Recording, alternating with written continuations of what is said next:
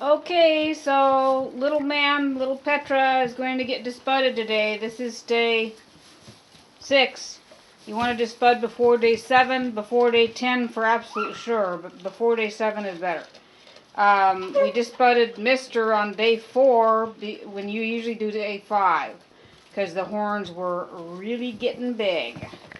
They were actually born big. You don't want to disbud right when they're born. So we want to talk today about disbudding or not disbudding.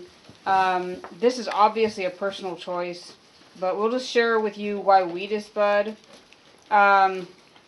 First of all, safety and health of the goat. And the goat itself, it can get stuck. The horns can injure other goats. Safety of people. The horns can injure people. These guys have been I've been bruised lots by these guys and almost hurt pretty good a couple times. Most shows and fairs, 4-H and others, don't allow horned goats for obvious reasons, because somebody could get hurt, or a goat could get hurt, or they could get stuck in the fence, and it's just an extra hazard.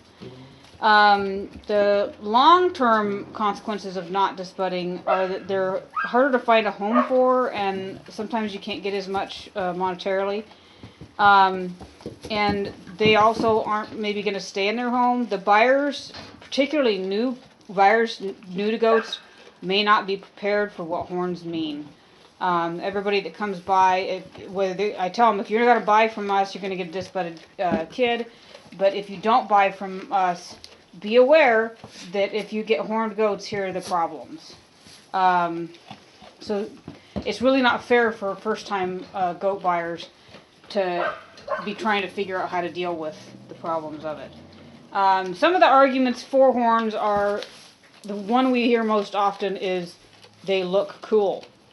Okay, so to me, they look cool, and they do, but they look cool doesn't give a good reason enough for the animal's possible longevity, safety, sellability, and the ability to stay in its home. We actually got rid of our other horned goat when it was trying to gorge pregnant goats. So that didn't work. We tried for 2.5 years. It didn't work for us. So another one is that horns will protect them from predatory attacks. Predators can kill horned goats just as easily as unhorned. Usually the goat is going to flee. You are the goat's protection. Okay?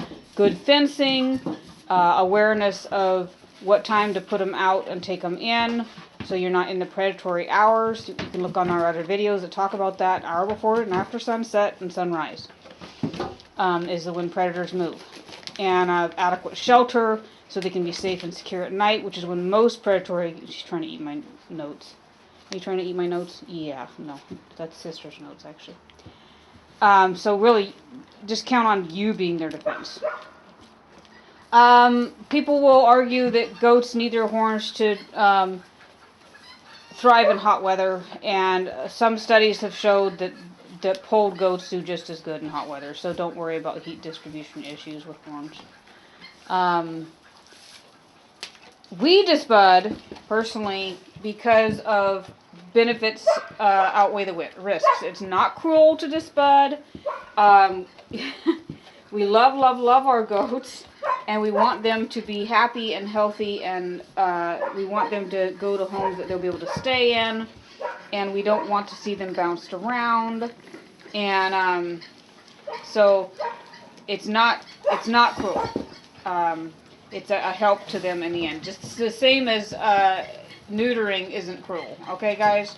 You're just lengthening the lifespan, happiness of the animal.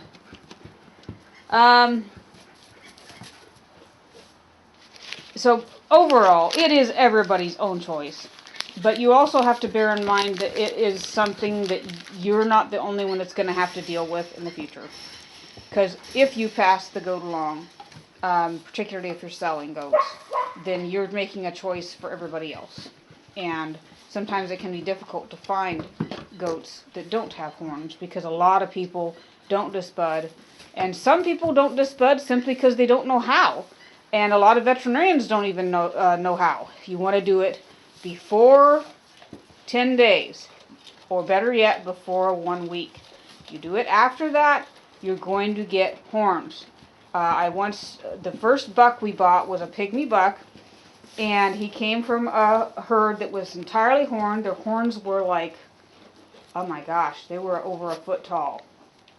And the owner informed me that the veterinarian didn't know that you have to disbud before 10 days. So it's a misconception that your veterinarian just knows when to disbud. Some vets don't.